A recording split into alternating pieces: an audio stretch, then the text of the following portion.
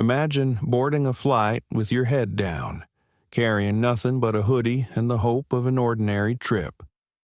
Now imagine being quietly pulled from your rightful first-class seat, not because of any mistake, but because of assumptions made about who you are. This is the story of Malik Ellison, a calm, thoughtful 16-year-old who never expected that one flight would change everything. What happens when the silence of a young man becomes louder than any shout? How does the world respond when respect is denied simply because of skin color? And what happens when the son of the CEO of the very airline that wronged him sits quietly in the back row, watching, waiting, and holding space for something bigger? This story unfolds thousands of feet above the ground, but echoes deep into the heart of justice, dignity, and change. Malik's quiet strength forces us to ask, how many others have been invisible? How long can silence protect us or hurt us? If you believe respect belongs to every person, every seat, every time, stay with us, like, share, and subscribe now, and prepare to hear a story that will make you rethink what it really means to belong. The terminal at Dallas-Fort Worth buzzed with the usual rhythm of departure flight announcements echoed overhead. Wheels clicked against polished tile, and passengers shuffled forward in sluggish lines. But near gate C11, one boy stood still. Malik Ellison wore a gray hoodie, dark jeans, and plain sneakers. Nothing about him said privilege. Nothing about him screamed first class. His backpack was small, half-zipped, and slung over one shoulder. Around his neck, a pair of wireless headphones hung like an afterthought. In his hand, though, was something that caught eyes, if only briefly, a first-class boarding pass. Printed in crisp black ink, Seat 1A. Atlantic Aero Flight 627 to San Francisco. He didn't scroll his phone, didn't fidget, just stood, eyes calm, posture still, like he was trying to take up less space. When they called Group 1, he stepped forward quietly. She noticed him right away. Renee Calderon stood at the aircraft doorway with her signature hospitality smile. Her makeup was immaculate, her hair tight in a twist bun. She had been flying for 17 years and believed she could read people before they even spoke. Her smile flickered. He was walking too confidently, or maybe too quietly. Her eyes scanned him head to toe. Gray hoodie, no designer logos, no business attire, not the usual kind that walks up with a 1A pass. She shifted her weight. "Hi there," she said, her tone light but forced. "Are you sure you're in the right lane?" Malik paused. He didn't react, just handed over his boarding pass. She glanced at it, then stared longer than necessary, almost like she was waiting for the letters to rearrange. She said. "This says 1A. Just a moment." "Okay." She didn't wait for a reply. Turning sharply, she disappeared into the galley. Her heels clicked hard against the floor. Malik stayed where she left him, still holding his backpack, still quiet. Behind him, a businessman in a navy blazer furrowed his brow. Two women chatting nearby stopped mid-sentence. They had noticed something shift, though no one said a word. The line moved, people boarded, passed him, glanced, then looked away. On board. Renee tapped something into the flight tablet and pretended to check the manifest again. Her heart was beating faster than she expected. "He doesn't look the part," she murmured to herself. It must be a system glitch. When she returned, her smile was gone. "There's been a little mix-up with your seat," she said flatly. "I'm going to need you to sit in the main cabin while we sort it out." Malik didn't move, his eyebrows knit together softly. "My mom booked the seat. It's confirmed," he said. His voice was calm, even gentle. "I understand," Renee replied briskly. "It's likely just a data error. Come along now." She gestured toward the back of the plane. A second flight attendant, Kevin, stepped forward. He looked unsure but followed her lead. "Sir," he said quietly, "please come with us." Malik gave one last glance toward the front row, 1A, his seat, now empty. He nodded once, no scene, no protest. He walked, back through the narrow aisle, past passengers adjusting carry-ons, chatting with each other, completely unaware that the quiet boy passing them had just been denied something he rightfully owned. Row 28E, middle seat, cramped. No armrest left, no legroom, no window. Malik sat between a man with elbows too wide and a young woman tapping into her phone. He folded into the seat, shoulders tight, hands clenched inside the hoodie sleeves. The girl next to him looked up briefly, gave a quick, unsure smile. He didn't return it. Instead, he reached into his pocket and pulled out his phone. No social media, no games, just one message. He typed, "They move me. No reason. Should I say something?" The reply came seconds later from M, his mother. "No, not yet. Let them fly." He read the words twice, then locked his screen and stared ahead. The plane filled. Overhead, bins slammed shut. The seatbelt sign dinged above, at the front. Renee passed champagne to first-class passengers. Her smile had returned, but not entirely. A few rows back, a woman with silver curls and a patterned scarf in seat 1C was still watching her. Quietly, attentively, she had seen the whole thing. The boy, the pause, the redirection. She said nothing. Yet, the engines hummed. As the aircraft began its taxi, Malik sat still in 28E, knees pressed into the seat in front of him, hands resting in his lap. No complaints, no expression, just presence. But if you looked closer than Renee ever did, you'd see it in his eyes. A shift, not fear, not frustration, just knowing. Knowing what comes next when someone makes the wrong decision about the right person. And, far up in the cockpit, the captain was about to find out exactly what decision had just been made. Because the quiet boy in 28E, he wasn't just any passenger, and this flight was no longer routine. The plane hummed softly as it rose into the sky. Seatbelts clicked. A baby 2 rows back whimpered and was hushed by a tired parent. The sound of flight, a quiet storm of white noise and subtle discomforts settled into the cabin like a heavy blanket. In seat 28E, Malik sat motionless. His knees were nearly touching the seat in front of him. His body bent slightly forward, shoulders close, hands tucked together beneath the fold of his hoodie. He hadn't asked for water, hadn't opened the seatback screen. He hadn't spoken since being relocated, but he was aware of everything. The woman next to him, Olivia Tran, glanced sideways again. She had noticed the way he had been moved. Quietly, without explanation. She had seen him hold out the boarding pass. Had watched the flight attendant barely make eye contact before rerouting him. And now, here he was, folded into a seat he hadn't paid for, that someone else now sat in at the front of the plane. She waited a few more seconds, then whispered, just loud enough for him to hear. "I saw it. Your boarding pass. It said 1A. Malik looked at her, not surprised, not alarmed, just present. "Yes," he said quietly. Olivia paused. They didn't explain why he shook his head once.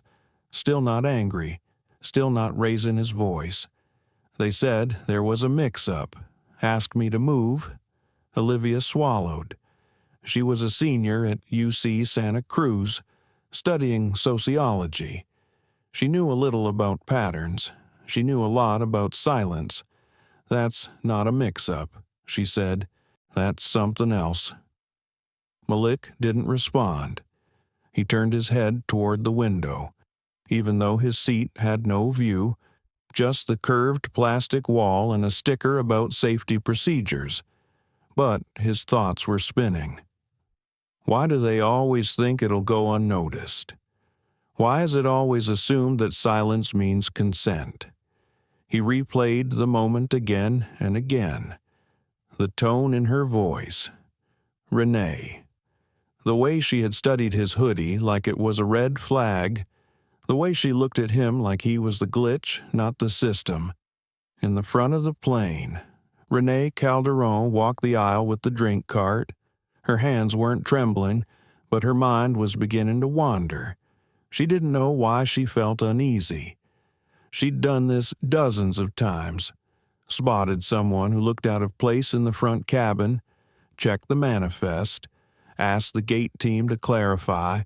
Nothing new, nothing harsh, just protocol. Except now, a few passengers were looking at her differently. The man in seat 2A, who had given her a polite nod at takeoff, now looked at her with a curious crease between his brows. His wife leaned over and whispered something. He shook his head slightly. A woman in 3D opened her phone and began typing furiously. And then there was the older woman in 1C. Rhea Simmons had been traveling alone for 40 years, widowed at 52. She flew twice a month to visit her daughter in Atlanta. She'd seen a lot of skies and a lot of service, both kind and cruel. She had watched everything happen at the gate, watched Malik hand over his ticket, watched the change in Renee's face, watched the quietness in that boy's walk as he disappeared toward the rear of the plane. Now, she watched Renee with something sharper than suspicion, something ancestral, something heavy. Renee passed by her, holding the drink tray. "Would you care for anything?" Ma'am Renee asked with a tight smile. Rhea tilted her head. "Considering, actually," she said, "I'd care for a little truth." Renee blinked. "I'm sorry. You moved a boy out of that seat, and you never came back to explain why." Renee stiffened. "There was a reservation error. We're handling it." Rhea looked her straight in the eye. "Is that what you call it?" Handling, Renee didn't answer. She moved on, her steps quicker now. In the back. Malik pulled his phone from his hoodie pocket. He checked it under the edge of the tray table. One unread message. M. Still calm, he typed back, still seated, still quiet. He looked up. Passengers were beginning to stir, not loudly, but uncomfortably. A man in 32D had started reading a tweet. A blurry photo of Malik seated in coach had been uploaded with the caption, "They moved him for being young and black in 1A. He didn't argue, just walked. But this don't sit right." In less than 5 minutes, the tweet had 1-800 likes. A reply read, "Somebody find out who he is." Malik didn't know any of that yet, but he could feel the shift. You always feel it before you see it. The current in the air, the subtle change in how people hold their posture, the stiffness in how they look at you and then quickly away. Across the cabin curtain, Kevin, the second flight attendant, had begun putting pieces together. He'd worked with Renee before. She was sharp, organized, and knew every protocol in the book. But sometimes she moved too quickly when it came to certain passengers. Passengers like Malik. He remembered the way she had called him up casually, then whispered under her breath, "This one might be a seat jumper. Doesn't look like a 1A to me." He hadn't questioned her then, but now his stomach churned. He walked back toward the galley and opened the flight tablet, scanned the passenger manifest. Ellison, Malik, first class, 1A, verified. He stared at the screen. Why didn't he say something? Why didn't he raise hell like any other teenager might have?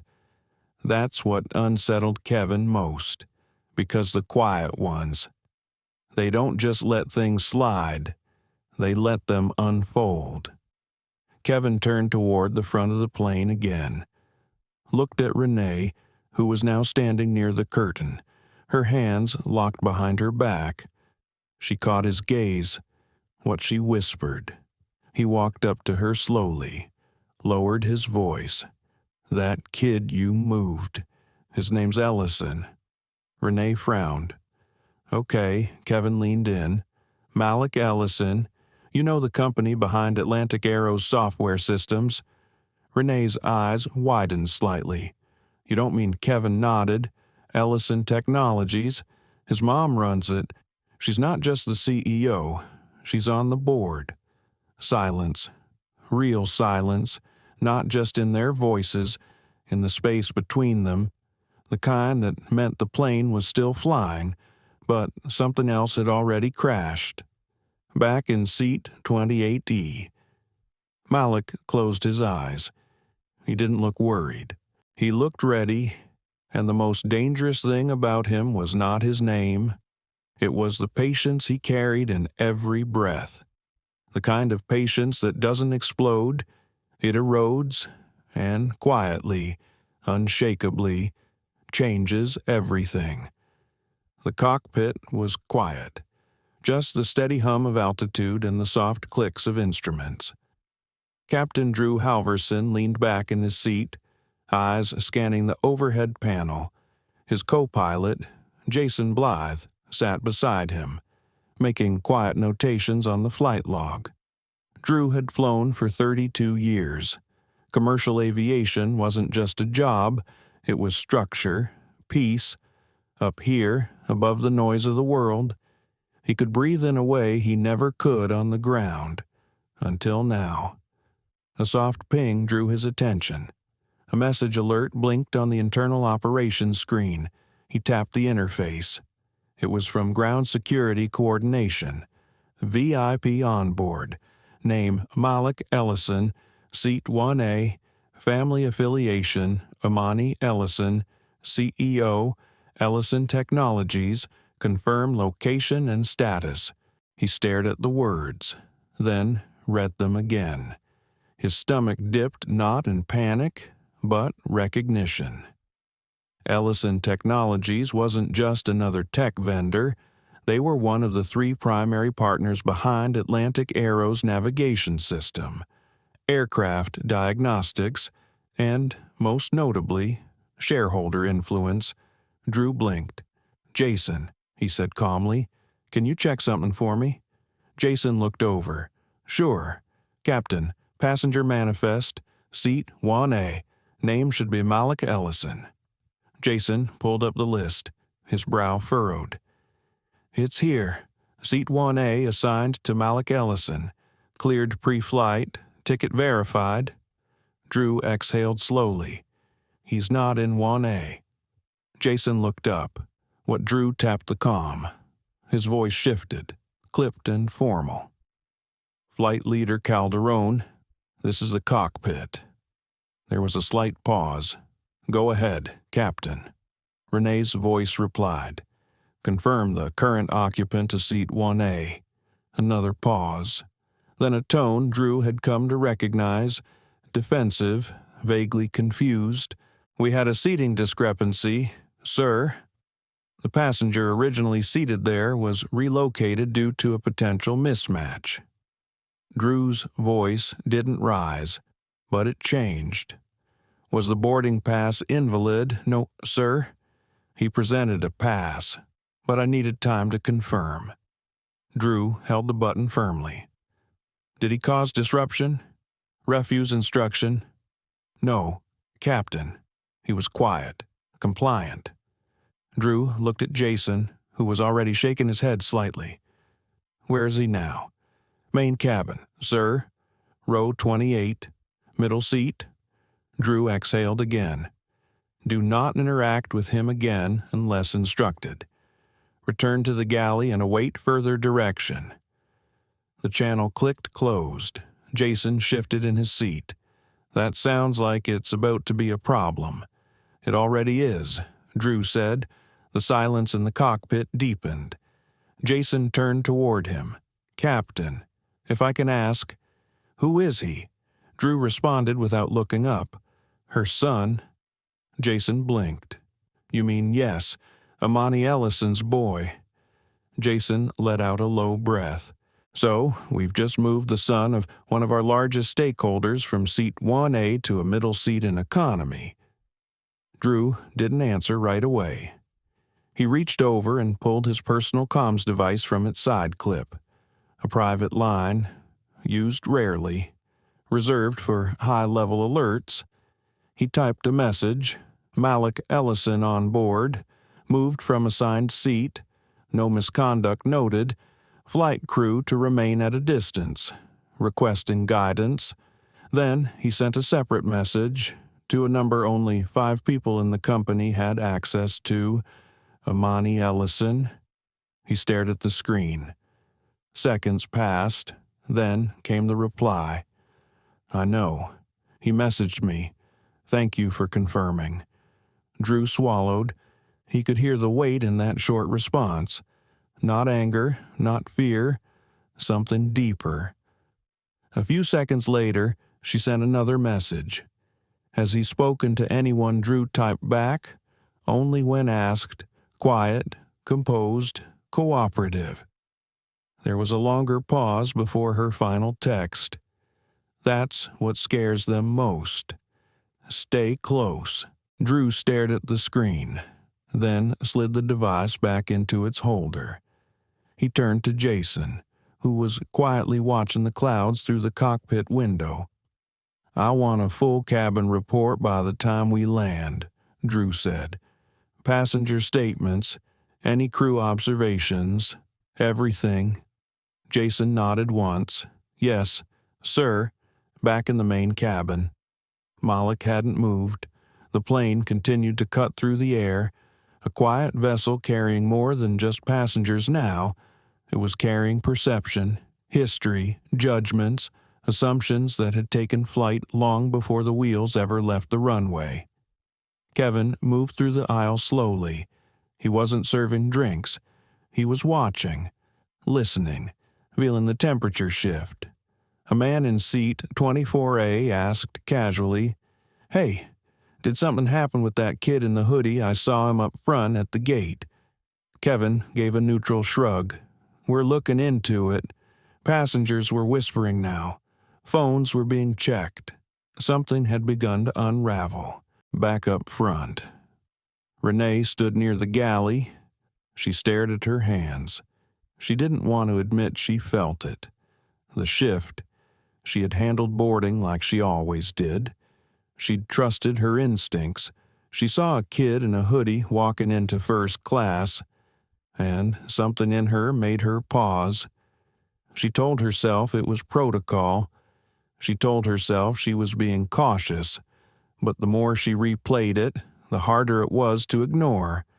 He hadn't been rude, hadn't questioned her, hadn't tried to push past her. He had just stood there, held out his pass, waited, and she had looked past all of that, straight into a judgment she didn't want to name. The voice in her head whispered again. You didn't move him because of his pass. You moved him because of what you thought when you saw him. Kevin approached, quiet as always. Renee, he said, we need to talk. She looked at him. I know, she said softly. His eyes were steady. It's not just about him anymore. Renee nodded, but her throat felt tight, because deep down, she knew what was coming. Not because she had yelled, not because she had done anything loud, but because she had acted on something silent. And now, the silence was speaking back. The cabin had grown quieter. Not in the usual post-takeoff way, not the peaceful quiet that came after the safety announcements and the steady hum of engines. This was something else, a stillness that stretched too long, like everyone was waiting for someone else to break it first. Rhea Simmons sat in seat 1C, legs crossed at the ankle, a linen scarf draped loosely over her shoulders. Her posture was upright but relaxed, and her eyes hadn't left Renee for more than a few seconds since takeoff. She wasn't just watching, she was registering. Every word, every glance, every twitch of discomfort in the flight attendant's smile. She waited until the cabin lights dimmed slightly and the drink service resumed. When Renee returned with the tray and passed her row, Rhea tilted her head and spoke just loud enough for a few rows to hear. "You still haven't explained why you moved that boy." Renee froze mid-step, the small clink of glass against tray louder than it should have been. "I'm sorry, ma'am," she asked, trying to keep her voice light. "I saw him," Rhea replied, her tone calm but edged with steel. "Boarded with 1A, polite, quiet, didn't even blink when you asked him to step aside. Then you sent him all the way to the back. I've flown long enough to know that's not a mix-up." A man in 2A looked up from his tablet. His wife leaned toward him, clearly listening now. In 3D, a young woman slowly paused her in-flight movie and pulled out her phone, eyes flicking forward. Renee cleared her throat. There was an issue with the reservation. These things happen sometimes. And yet, Rhea continued, they seem to happen most often to passengers who look like him. There was no raise in volume, no escalation. But the impact traveled through the first few rows like a ripple. Renee offered a short nod and stepped away quickly, her breath shallow in her chest. Back in row 28, Malik remained still. He hadn't touched the tray in front of him.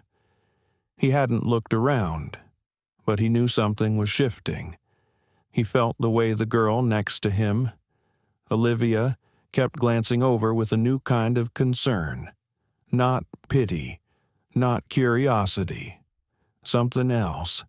Recognition. She leaned slightly closer. "They're talking up front," she whispered. The woman in the scarf, she saw what happened. "She's saying something." Malik didn't respond. He'd been through this before. Different places, same tone, same glances. The kind of situations that didn't leave bruises but stayed with you longer. He knew the rhythm of it now, the arc of disbelief to realization to apology, if that ever came. His mother once told him, "You won't always be able to control how they see you, Malik, but you can choose what they remember." That's why he hadn't raised his voice. That's why he was still sitting there. The phone buzzed once in his pocket. A new message. It spreading. He unlocked the screen. A link appeared. Olivia leaned closer and peeked. It was a tweet. A photo taken by someone in row 6. A blurry image of Malik being led toward the back of the plane, backpack in hand, hoodie framing his face. The caption read, "This black teen got moved from first class to the back with no explanation." Sat down, silent, didn't even blink. What year are we in? Underneath over 5,000 likes and counting. Replies ranged from outraged to curious. Find his name. This smells of racial profiling. Someone better be ready to explain. Malik scrolled once, then locked the phone again. He didn't feel vindicated. He felt tired. The kind of tired that rested behind the eyes, between the ribs, in places no sleep could fix, up in the galley. Renee gripped the metal edge of the service cart and stared blankly at the coffee pot in front of her. Her hands were starting to tremble. Kevin came up behind her quietly, a stack of napkins in one hand. He placed them down, then studied her face. "Passengers are starting to notice," he said gently. "You might want to say something." To them, she asked, incredulous, "What would I even say?" Kevin didn't answer right away. Then he said, "Maybe start with the truth." Renee turned toward him, her voice low and sharp. This wasn't intentional. He didn't fit the profile. And we've had people fake seats before. I was being cautious. Kevin tilted his head slightly. "You were being cautious with a calm, 16-year-old kid who handed you his pass without a word." Renee's mouth opened, then closed. Kevin took a step back. "You didn't ask questions. You made assumptions. And now the flight's watching. Maybe more." Back in first class, a man in 2B pressed the service button. Renee didn't respond. He pressed it again. This time, Kevin walked over. "I'd like to file a formal complaint," the man said, his voice calm but firm. "That young man, he had a first-class ticket. I saw it with my own eyes, and unless you can tell me why he's in economy, I'm not letting this go." Kevin nodded, pulling out the crew-issued tablet. "Name and seat number, Sir Jonathan Blake, seat 2B, and I want this documented now." Kevin typed quickly, then looked up. "Anyone else?" Several passengers in surrounding seats nodded silently. A woman in 1D raised her hand. "I saw it too. I want to add my name." In the middle of all this, Rhea remained seated, her eyes closed, fingers resting gently on the armrest. She whispered to no one in particular. Silence isn't always peace. Sometimes it's just a breath before the truth breaks. The cabin buzzed now, not with laughter or movies or drink orders, but with that unique tension that comes when something unspoken starts to unravel in public. Even those who hadn't seen it were beginning to feel it.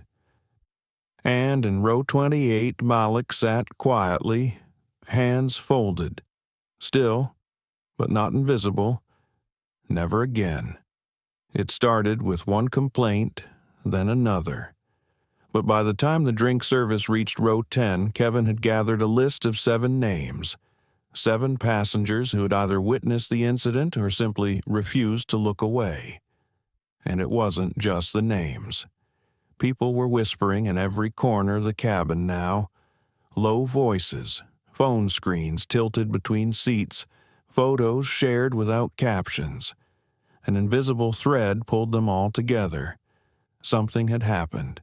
Something wasn't right, and no one wanted to be complicit just by sitting quietly. Back in seat 28E, Malik sat with his hands tucked under his thighs, palms sweating. He hadn't said a word since he saw the tweet, the one with his photo, the one someone else had posted without his name, but with all the weight of who he was. He didn't like attention, never had. Even when he was younger, whenever someone referred to him as Imani Ellison's son, something in him tensed, not because he wasn't proud of his mother, but because it always erased him before he even had a chance to show who he was on his own. He wasn't a headline. He wasn't a statement. He was a kid with a lot of thoughts, most of which he kept to himself. He liked sketching things no one asked him to draw. He liked old jazz records, the kind his grandfather used to play. He liked being anonymous, and now a blurry photo was going viral mid-air. He leaned back and closed his eyes. "Don't react," he whispered to himself. "Just remember, that's what his mother had taught him. You're going to live in rooms that weren't designed for you. Don't let them turn you into furniture." In first class, Rhea Simmons folded her hands over her scarf and asked the woman next to her if she'd seen the tweet. She had. They both had. Even the man 2 rows ahead who hadn't said a word since boarding was now quietly texting someone. Rhea sat up straighter. She pressed the call button. Renee appeared after a few seconds, her face paler than before. "Yes. Ma'am, I'd like to speak to the captain," Rhea said calmly. Renee blinked. "Is there a safety issue?" "No, not yet," Rhea said. "But there is a credibility issue." Renee hesitated, hands folded too tightly in front of her apron. "The captain is busy at the moment. Perhaps I can relay a message Rhea didn't break eye contact." "Then relay this. I have never seen a more blatant example of implicit bias on a plane in 40 years of flying. The boy you displaced was calm, respectful, and fully credentialed. You moved him without cause, and now the cabin knows it. I suggest someone above you hears that from a passenger before they hear it from a lawyer." Renee's mouth twitched. Not quite a frown. Not quite anything. She nodded once and walked briskly to the front galley, nearly colliding with Kevin. "Captain wants an update," Kevin said. "I know," Renee replied quickly. "He'll get one." But even as she said it, she wasn't sure what she would say. What do you call it when you believe you're right until too many people see you're not? Meanwhile, in the cockpit, Captain Drew Halverson stared at the list of names appearing in the incident file. 8 now. 9. More were filing informal reports through the Airline app. Several messages had been routed directly to the airline's executive line. He rubbed his temple slowly.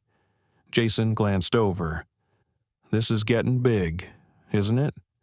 Drew didn't look up. "It already is." Jason hesitated. "Are we going to have to file a mid-flight incident?" Drew finally looked at him. "We're documenting everything. Passenger statements, crew behavior, cabin reactions." Jason shifted uncomfortably. "Do you think the airline's going to protect her?" Drew didn't answer right away. Then he said, quietly, "That depends on whether they think she's salvageable. Right now, they're weighing her against the cost of silence."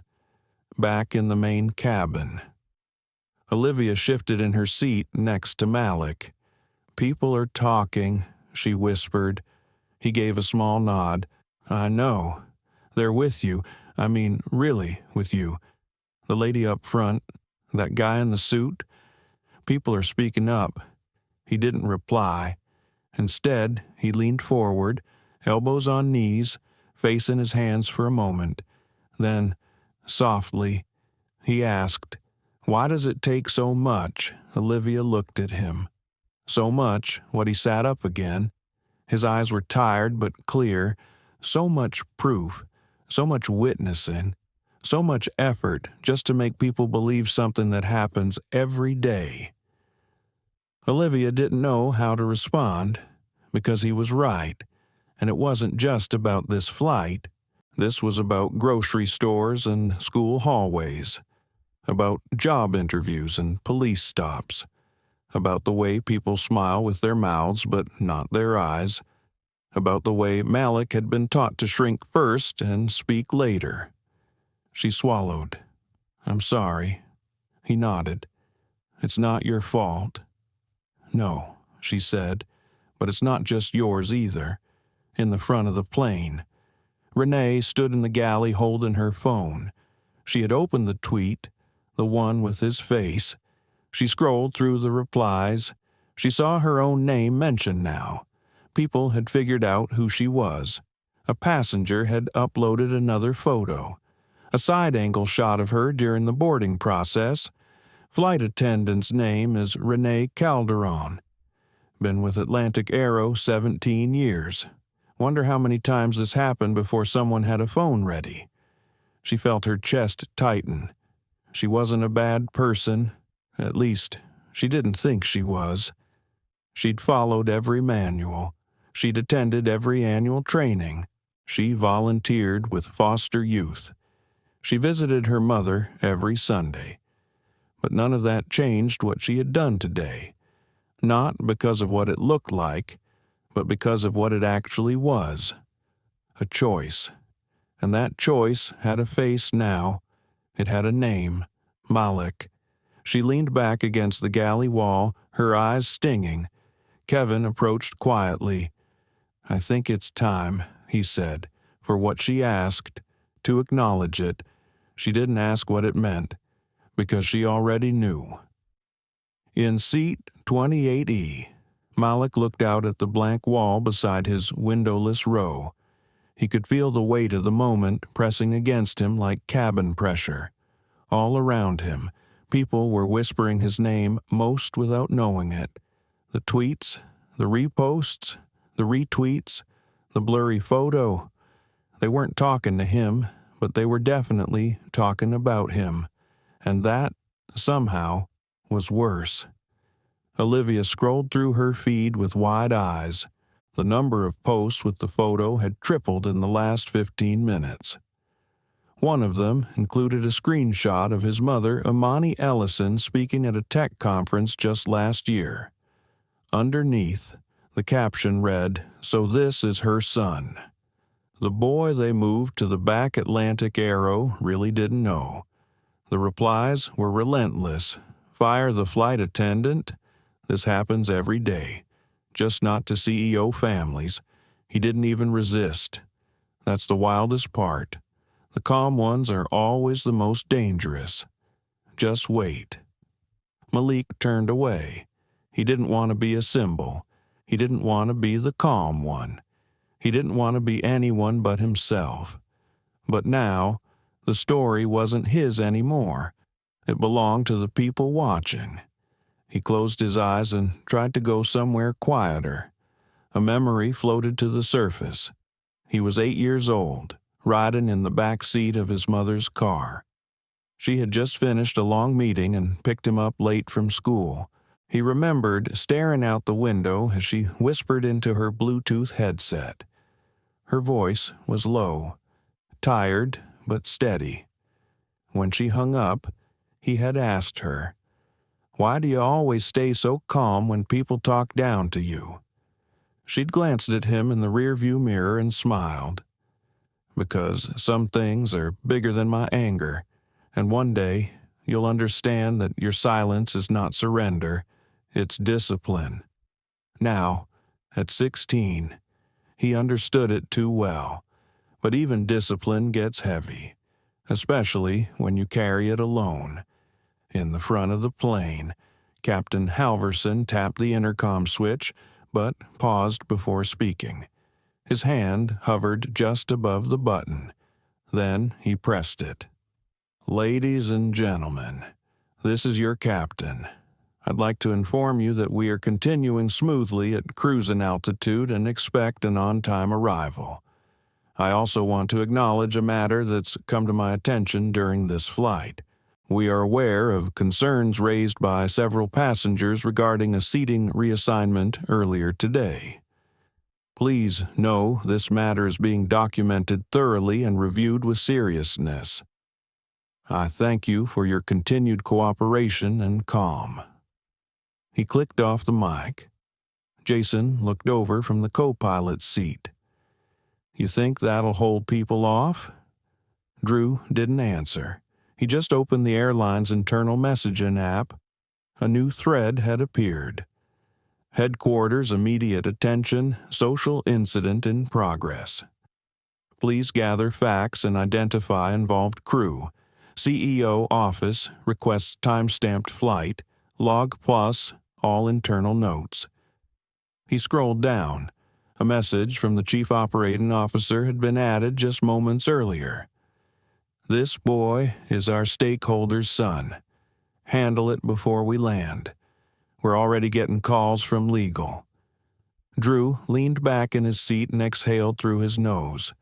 Slowly, in the cabin, the announcement had triggered another wave of whispers.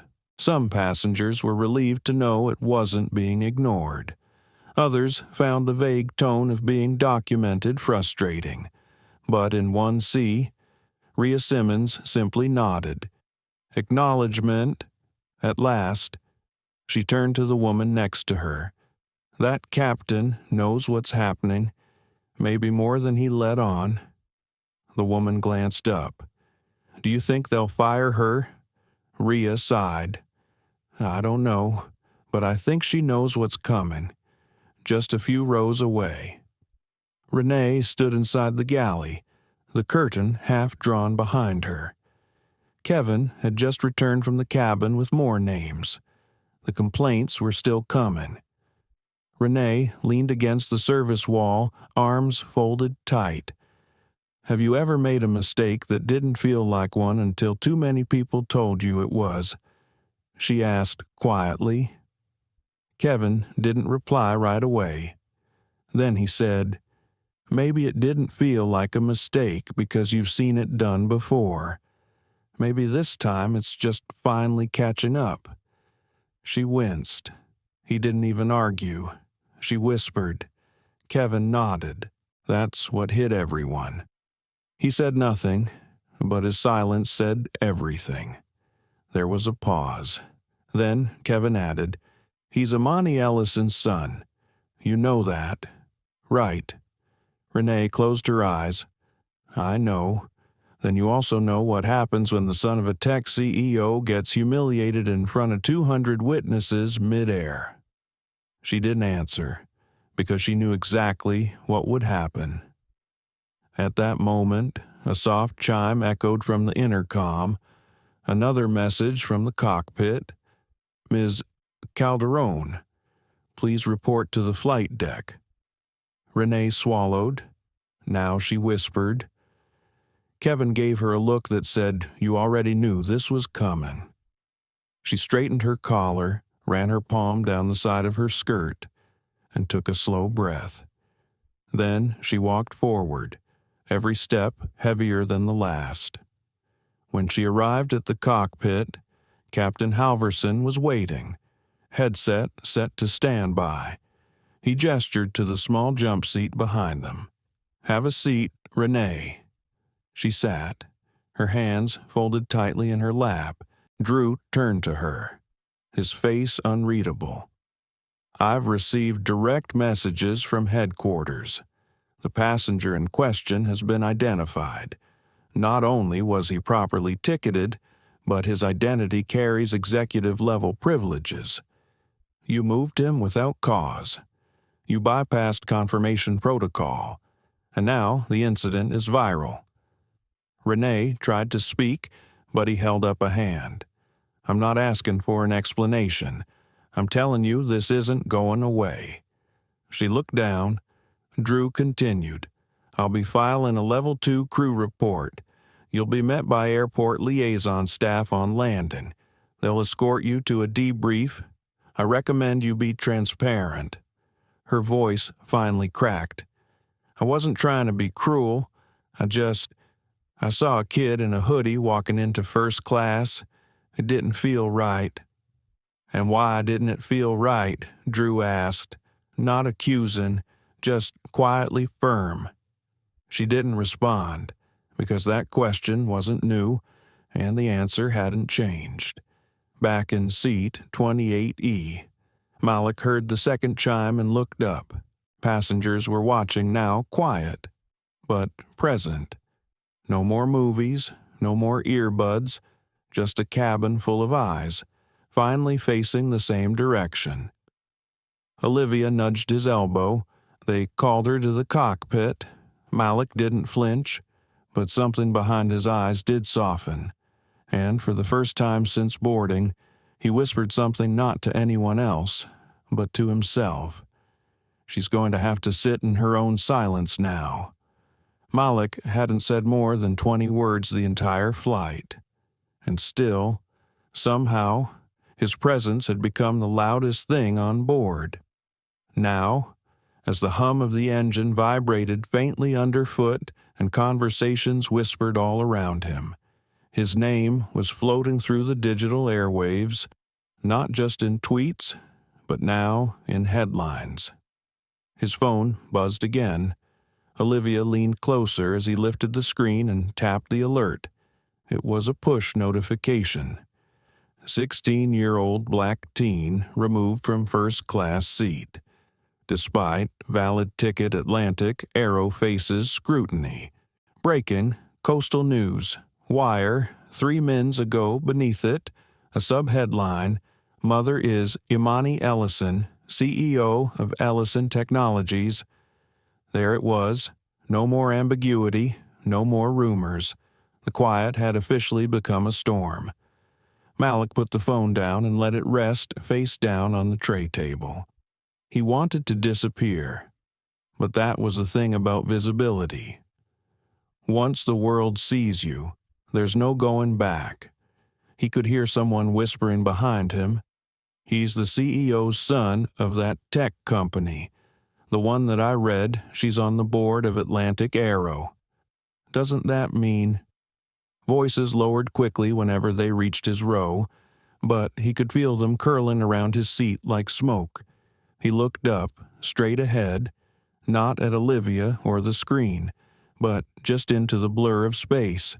He was thinking again about his grandfather, a man who used to say, "Some days you'll wear the name they give you, other days you'll have to fight to keep your own." He never understood that fully until today, because now the name Malik Ellison wasn't just his. It had become a symbol, a trend, a headline. But beneath it all, he was still a 16-year-old kid who hadn't asked for any of this, who had bought a ticket with his own earned school grant money as a surprise trip to visit a college.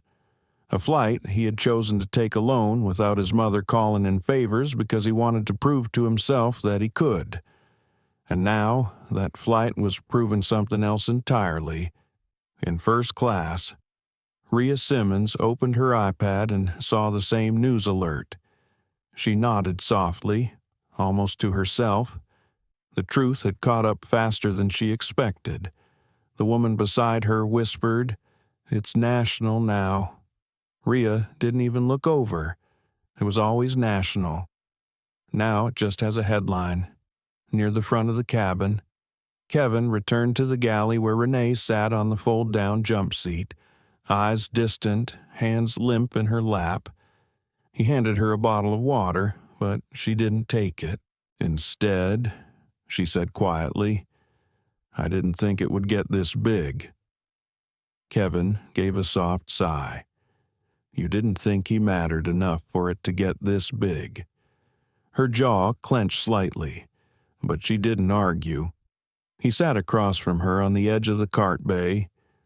"You know what's wild?" he asked, looking at her. She shook her head. "You moved him without cause. You told him to go sit in the back, and he just did it. He didn't yell. He didn't fight. He just walked. And that's what's haunting everybody." He paused. "It's the silence that exposes us." Renee looked down at her lap, voice barely a whisper. "I thought I was following instinct, but I think I was following fear." Kevin didn't say anything else. Some lessons only grow in silence. Further back, Olivia broke the quiet between them.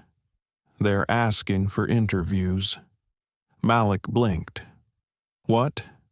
She turned her phone screen toward him. It showed a direct message from a reporter at Streamline News. "They're looking for comment. They found me through a tagged photo someone posted. My friend back home put up a shot of me boarding with you." He sighed. "I'm not giving a comment." Olivia nodded, then hesitated. "But you should know, your mom's office just released a statement." His heart skipped. She opened the post. "Our son, Malik, experienced what too many young black men face every day, the burden of assumptions. He remained composed, dignified, and quiet because he was taught that being loud could cost him safety. We are proud of him. We are reviewing all legal and ethical responses available."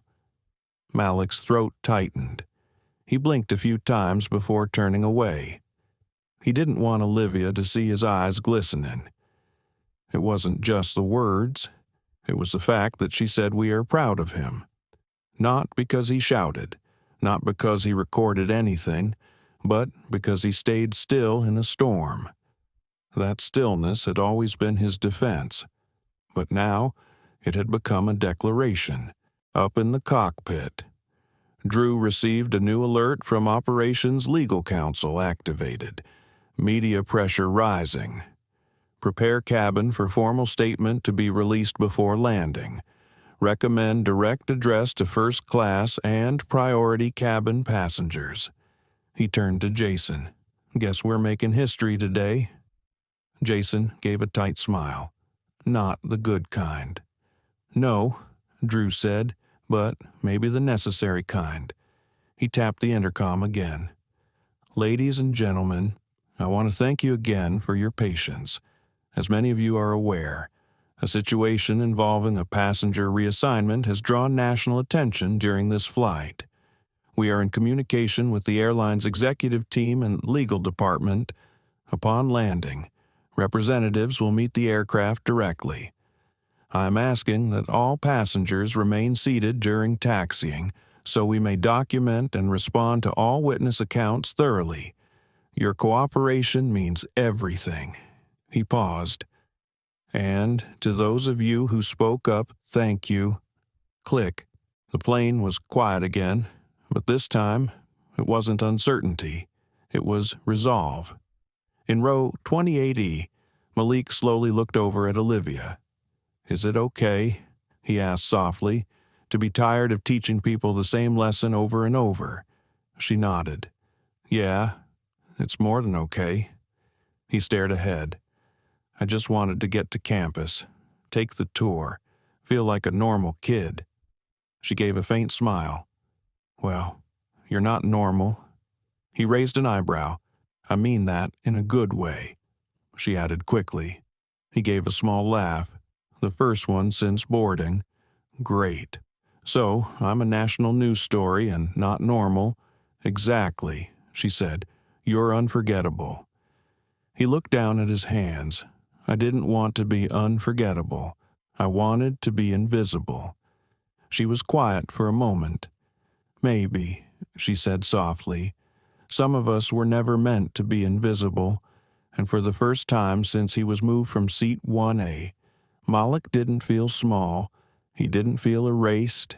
He felt seen, really seen, not because of his name, not because of his mother, but because the world had finally stopped looking past him. The seatbelt light pinged back on. Ladies and gentlemen, we're beginning our descent into Chicago. Please ensure your seatbacks are upright, tray tables stowed, and all carry-on items secured. Captain Drew Halverson's voice was calm, but even the cadence of his announcements had changed. Slower, measured, almost cautious, as if trying to land not just the plane, but the situation, in seat 28E. Malik adjusted his belt without looking up. He knew they were getting close, but for him, this landing wasn't about geography. It was about what would be waiting at the gate. Olivia reached down for her backpack and gently pulled out a folded hoodie. It's chilly in O'Hare sometimes, she said. Put this on if you want. Malik looked at her, surprised. You don't even know me. She smiled. I've known enough. He hesitated, then took the hoodie with a quiet thank you. It was navy blue and slightly oversized. As he slipped it over his head, he felt something shift in his chest. Not armor, just warmth, just human kindness, right when it mattered.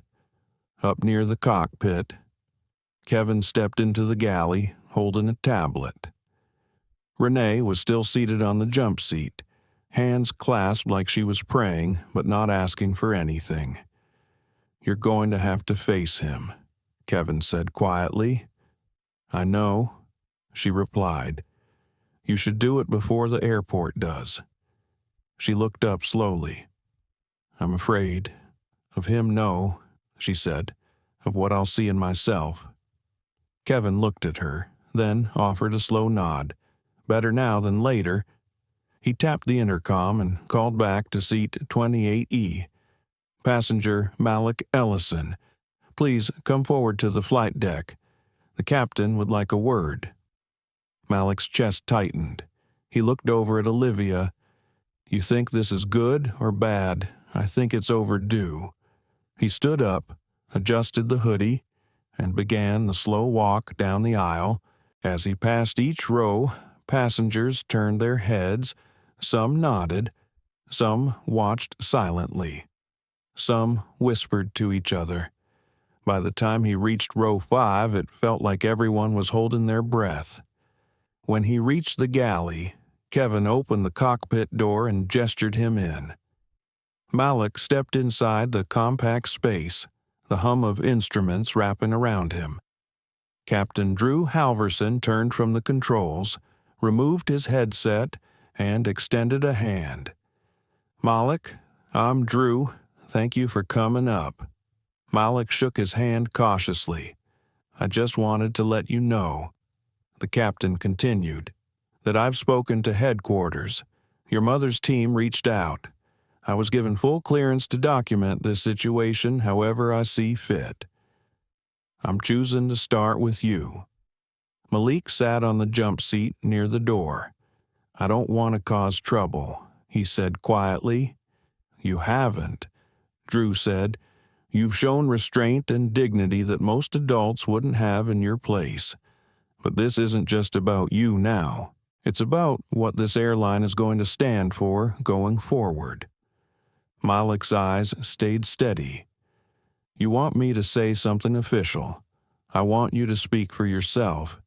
You've already been spoken about enough. Malik looked down for a moment. Then he said, I don't want anyone fired because of me. I just want them to understand how quickly someone like me can go from guest to threat. Drew nodded. That's a powerful way to put it. It's not power, Malik said. It's reality. There was a knock at the cockpit door. Kevin opened it slightly and whispered, She's ready. Drew looked to Malik. Would you be willing to speak with her? Malik paused, then slowly nodded. Renee stepped into the cockpit, eyes lowered. She looked different than earlier. No badge of authority in her posture, just a woman carrying the weight of what she'd done. Malik didn't speak first. Neither did she. For several long seconds, the small space filled only with the hush of dissent. Then Renee finally looked up. I owe you more than an apology, she said, but I'll start with that. I'm sorry. Malik studied her face. For what he asked, his voice calm. For not seeing you, she said. For making a decision based on fear, not fact. For assuming that a young black man in first class had to be in the wrong. And for not stopping to think how many times that must have already happened to you. He nodded slowly. You didn't raise your voice, she continued. You didn't challenge me. That's what made me stop. I expected you to be angry. Instead, you were quiet. And I realized that's the kind of quiet people only learn after being punished for speaking. Her voice cracked slightly. I have a son. He's 7. I pray he never gets used to that kind of silence. Malik finally spoke again. You can't undo what you did. But maybe you can do more than say sorry. Maybe you can teach someone else not to repeat it. She wiped a tear quickly. I will. Malik stood. Then, that's enough for now. Renee nodded, her shoulders shaking slightly. He turned to the captain. Are we almost down? Drew smiled. 10 minutes from wheels down. Malik nodded and left the cockpit. As he walked back down the aisle, the energy in the plane shifted again. This time, people didn't just watch. A woman in row 6 reached out and gently touched his shoulder. Thank you, she said.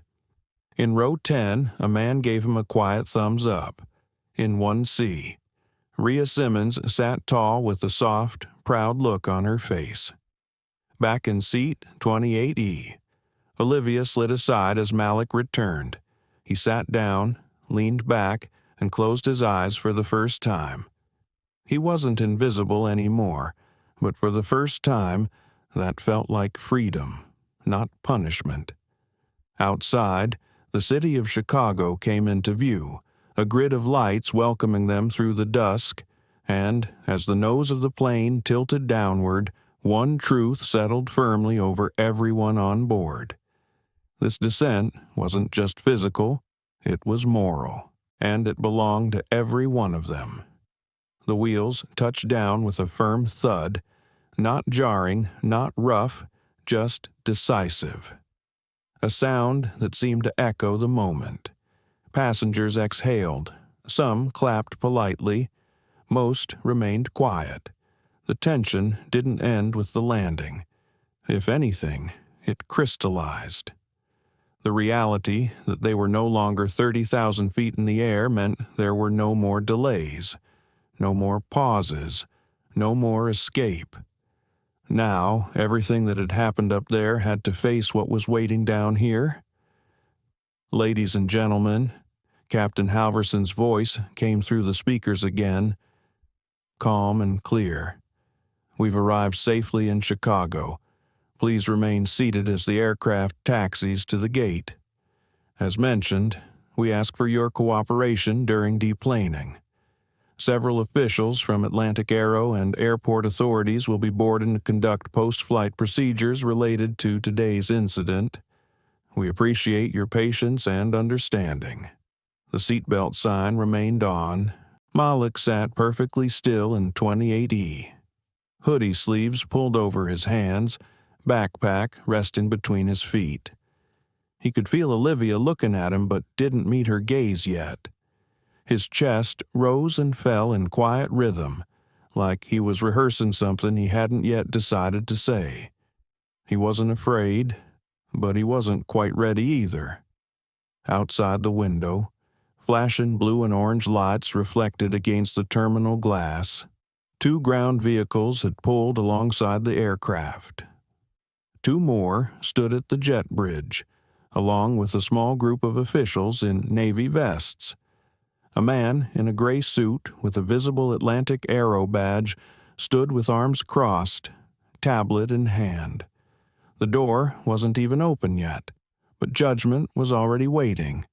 Olivia whispered, "You sure you want to walk out first?" Malik shook his head. "No, I want to walk out right."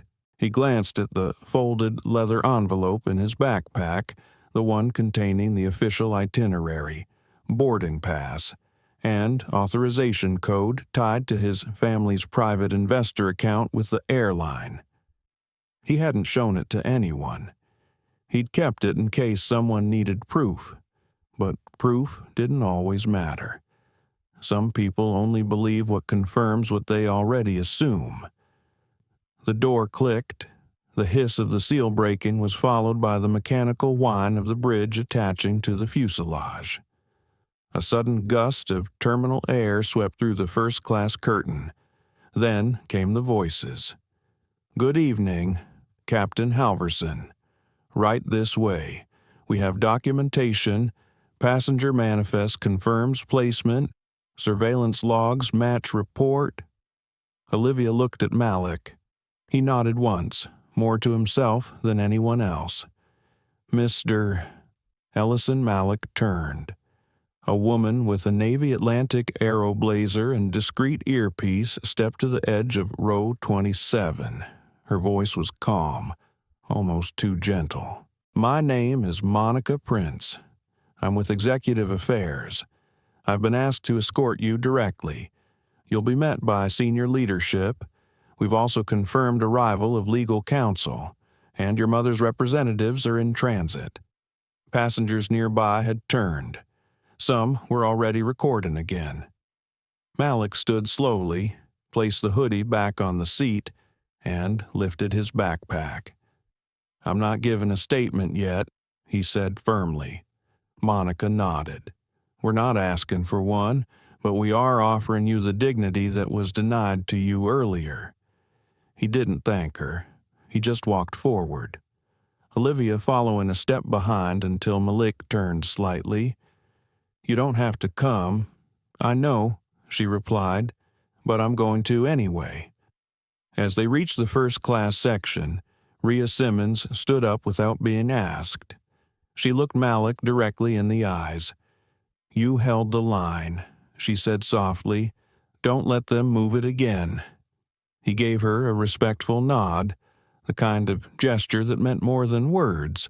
Monica stepped aside as Malik moved toward the open door. Just before stepping off, he paused and looked back. Renee was standing in the galley, hands folded again, eyes low, but this time she looked up. Their eyes met. She didn't speak. Neither did he. There was no longer anything left to say. He stepped off the plane.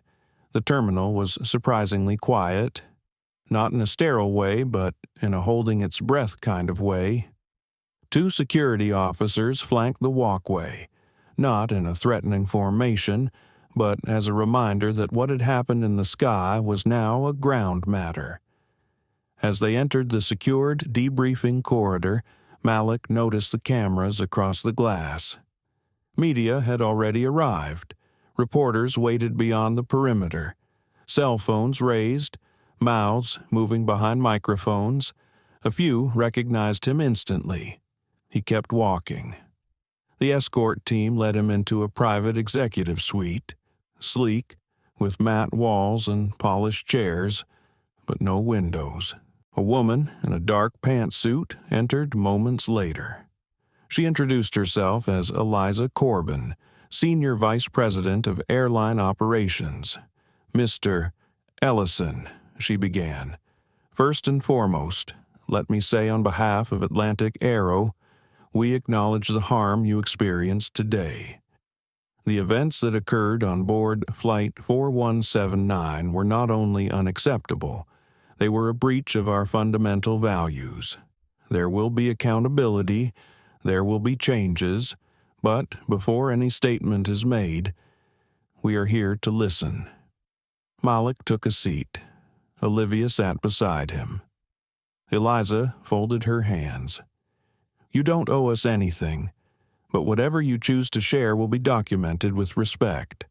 Your mother has already spoken powerfully on your behalf, but this moment belongs to you." He looked at her. "I don't want a press conference. I'm not here to make your airline look good by being forgiving." "I understand," Eliza said, "but I want this to matter, not just because it happened to the son of someone important.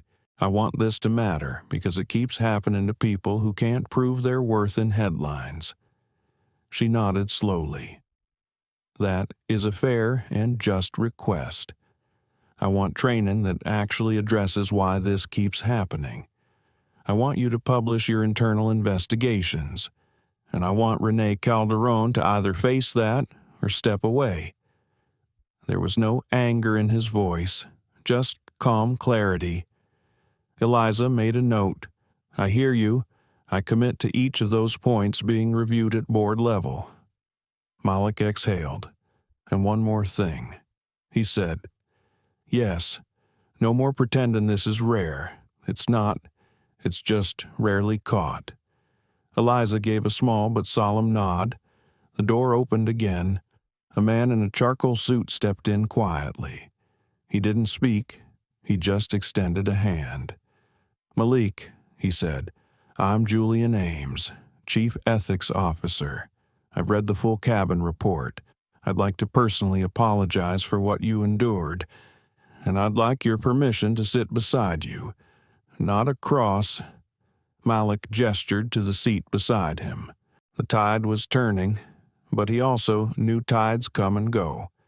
He would remain standing, in a way, long after this meeting ended. But for now, he let himself sit back. The weight didn't vanish, but it shifted, from isolation to impact, and, in the terminal beyond, people were still watching, But this time, they weren't watching him fall. They were watching him rise. The walls of the conference room were still, but the air inside was moving fast. Eliza Corbin sat at the end of the long oval table, her fingers laced together with a stillness that contrasted the murmurs between the board members. "This is not just about optics," she said firmly, cutting through the noise. "It's about how we show the world that we mean what we say when we use words like inclusive and safe for all. Words are cheap. Consequences are not." Across from her, Julian Ames nodded in agreement. The preliminary incident report sat open in front of them. So did the crew roster, the complaint logs, and the security footage timestamps, all of it telling a story that couldn't be rewritten. Captain Halverson had already submitted his audio recording. Kevin's statement corroborated what multiple passengers had observed. Malik had been seated properly, quiet, respectful, and then, without reason, relocated. Renee's justification was never formally logged, because it hadn't existed. She's agreed to a leave of absence. Eliza continued, pending review. Voluntary, someone asked. For now, if she refuses training and debrief participation, it will become permanent. She knows that. A younger board member, Anthony Klein, scrolled through his tablet. Do we know how long this will stay in the news cycle? Julian didn't even look up. As long as we try to wait it out. Eliza leaned forward. Let's not. Downstairs, Renee sat in the HR holding room, a sterile place with plastic chairs and stale coffee. She wasn't in uniform anymore. They'd asked her to change into civilian clothes before leaving the aircraft. The navy pantsuit she wore suddenly felt like armor she hadn't earned. Kevin had walked her here after landing. Quietly, without judgment, but without warmth either. He stood beside her now. "Do you want to say anything?" he asked. Renee took a breath, then shook her head. What would it change? Kevin gave a soft shrug. Maybe not much, but silence is what started this. She blinked. Funny, silence is what I expected from him, too. I thought it meant he didn't care. Kevin looked down. No, it meant he's carried this before. She looked away. A knock came at the door.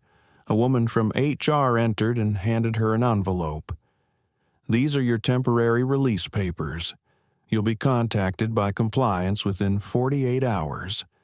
During that time, we recommend you do not speak publicly. The ethics office will issue an internal summary soon." "Do I have a chance of coming back?" Renee asked, almost too softly to hear. The woman didn't answer directly. She only said, "That's not a decision we make alone." Elsewhere, in a quieter corner of the terminal, Malik sat with Olivia and Monica in a lounge far from the press. He had declined every interview, every media outlet, even the morning shows. "I don't want my face to be someone's campaign," he told Monica. She nodded. "I understand. But may I offer one thing?" He looked up. "You have power right now, more than you probably wanted. You don't have to perform it, but you can aim it." He didn't respond immediately. She slid a folder across the table. "These are proposed revisions for our internal training programs. I had them drafted this morning after speaking with your mother. There's space here for your voice, if you want it." Malik opened the folder. Inside were outlines of new procedures, workshop descriptions, and a short paragraph titled Empathy in Action. "We want to call it the Ellison Principle," she said. Malik's eyes narrowed. "I didn't ask for that." "No," she said, "but you inspired it, and you deserve the right to shape what comes next." He didn't speak. just kept reading. Olivia watched him closely. She could see it behind his calm, the questions, the tug-of-war between exhaustion and responsibility, between being quiet and being heard. After a long silence, he finally said, "If I do speak, it won't be for the airline. It'll be for every kid like me who got moved without explanation. Every time it wasn't recorded. Every time no one cared. That's what we hope for." Monica replied, "I'm not giving you a soundbite." He added, "I'm not asking for one." He closed the folder. Then, let's make this mean something.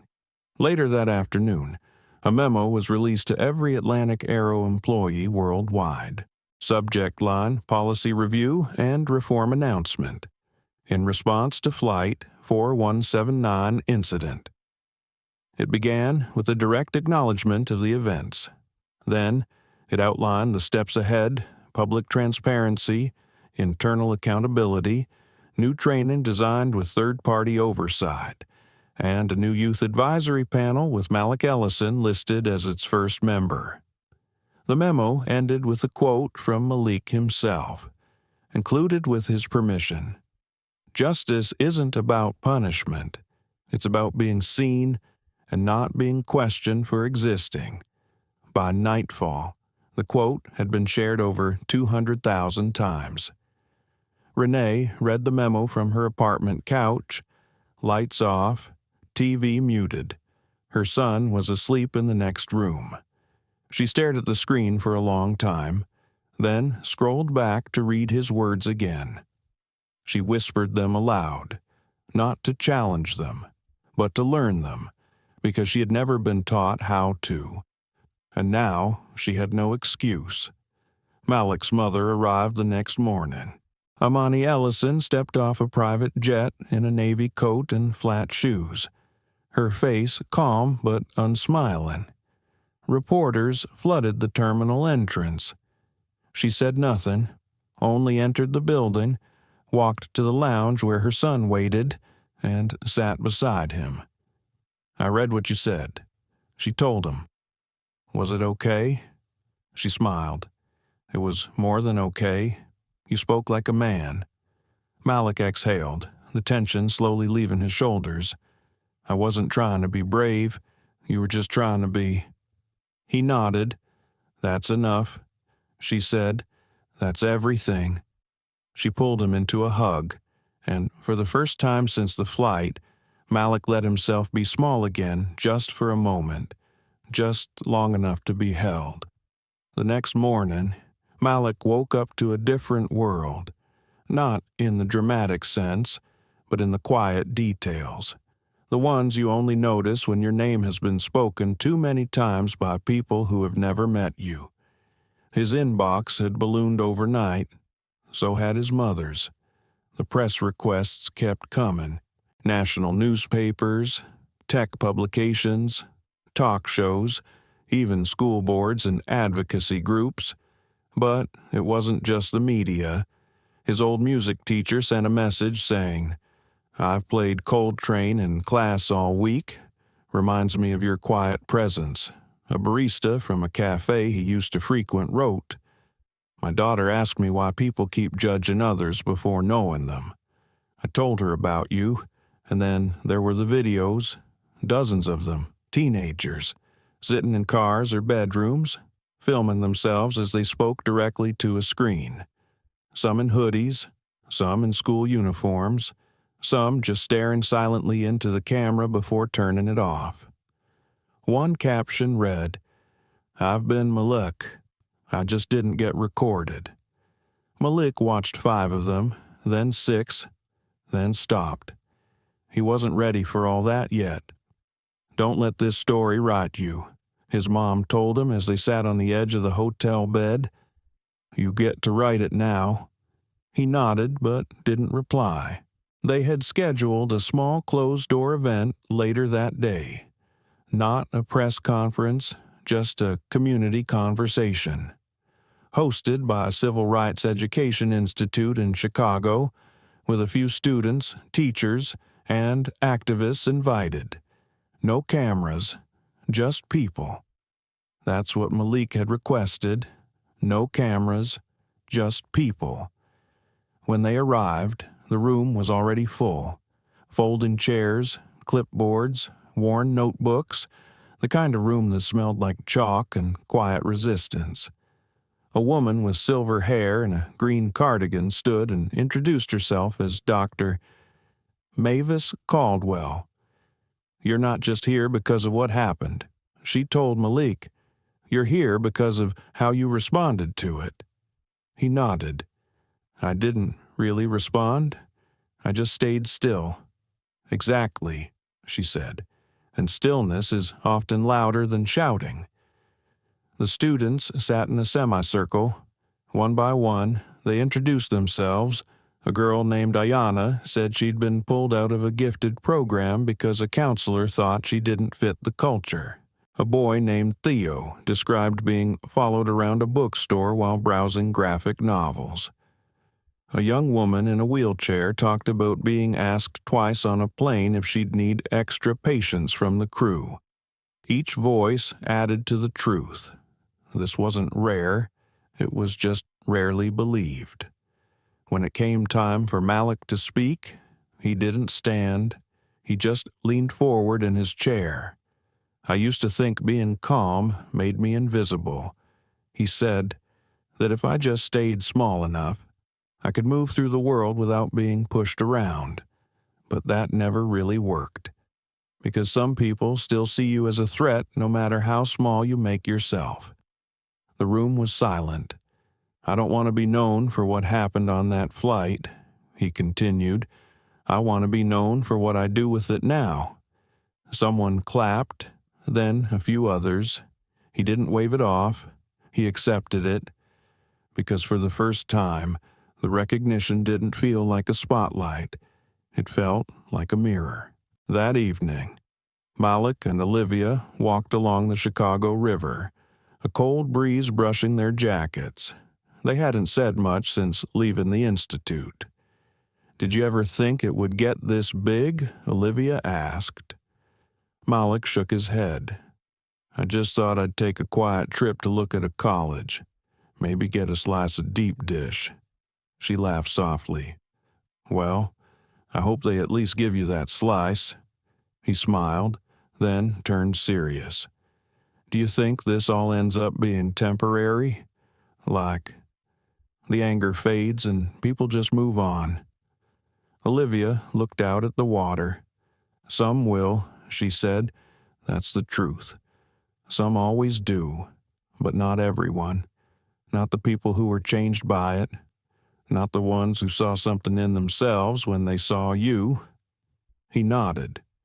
"I don't want to be a symbol," he said, "but if I already am, then I want to make sure it means something more than just headlines." She stopped walking. "You already have." He looked at her, and for a moment, the noise of the world faded.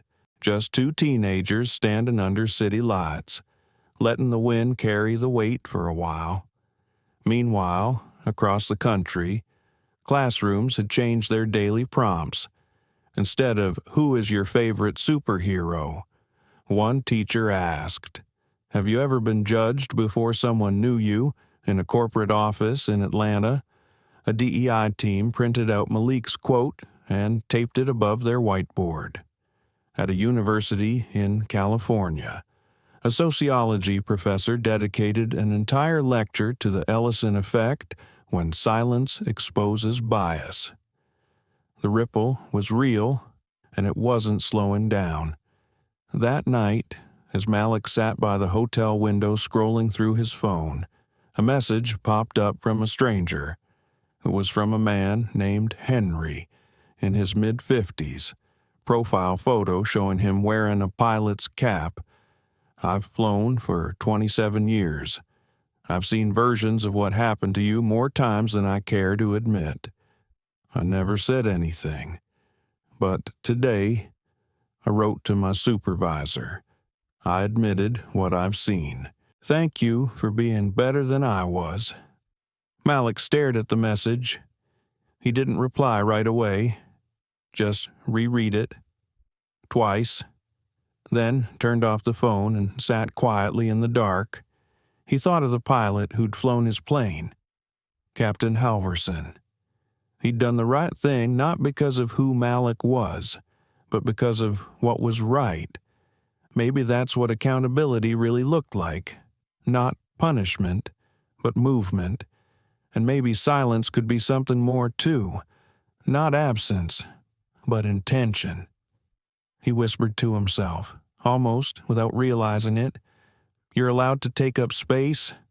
It wasn't something he'd ever really told himself before. But tonight, it felt true. Tomorrow, he'd fly home, not as the kid who got moved, but as the young man who decided he would no longer move for anyone else's comfort. The sky above Oakland was overcast when Malik stepped off the plane. It was the same airport he'd departed from days ago, but everything looked different now. Not because the walls had changed, because he had.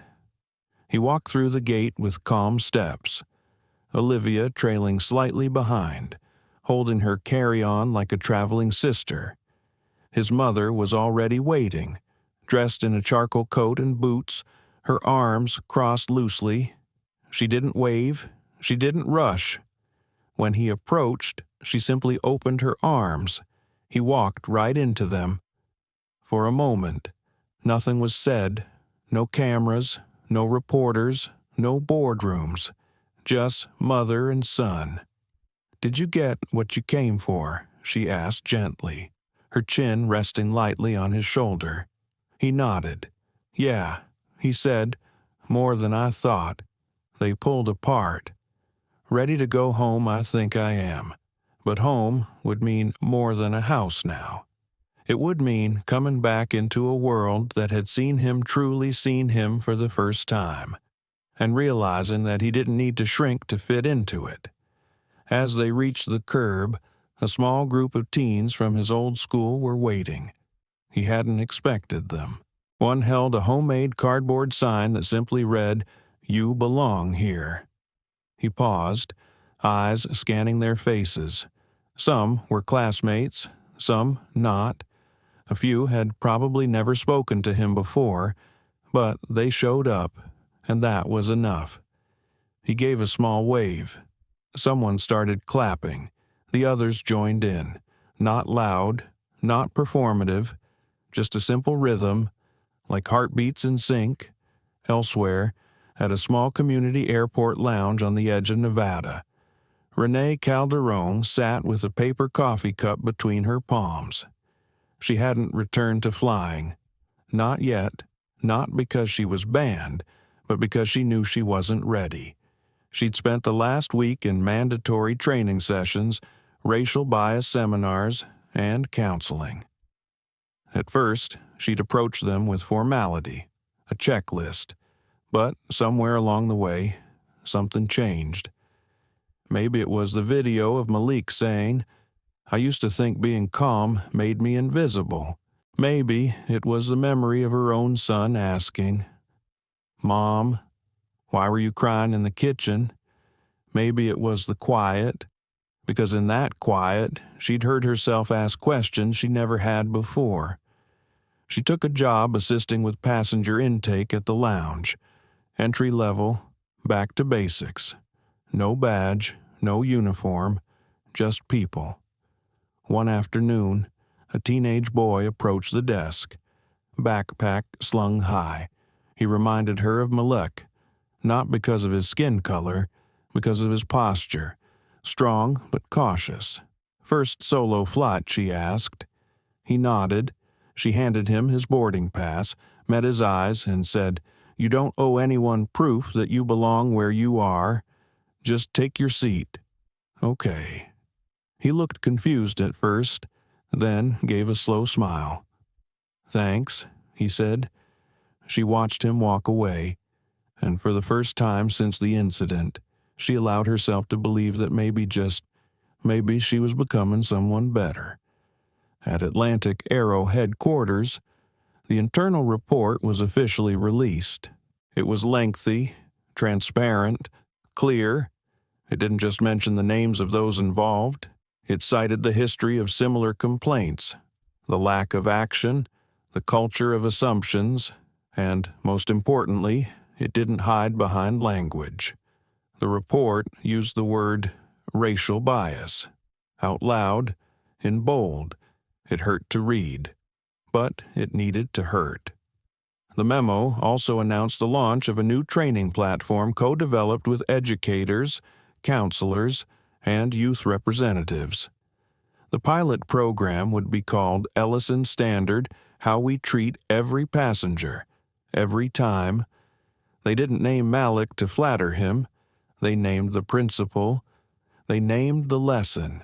In a college classroom 2 weeks later, a guest speaker entered, Malik.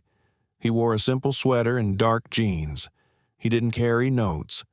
"I'm not here to relive what happened on that flight," he told the room.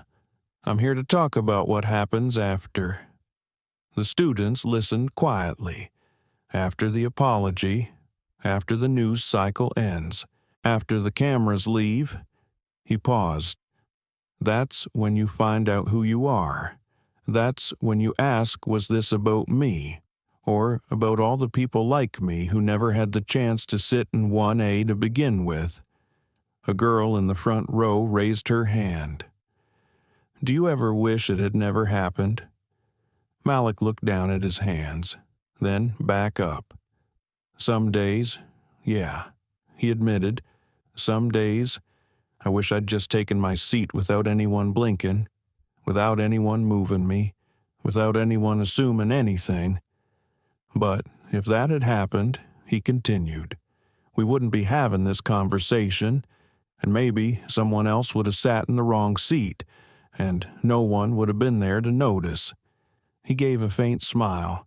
"So, I guess I'm okay with being noticed, as long as I'm not the only one." Back home, Malik kept one thing from the flight: a printed boarding pass, seat 1A, date and time, flight number. He framed it, not out of pride, out of memory, because memory, when held with care, becomes fuel. It was placed on his bookshelf next to a small note written by Olivia. Some of us were never meant to be invisible. Every time he saw it, he was reminded that belonging wasn't something you had to prove. It was something you claimed, with calm, with clarity, with courage.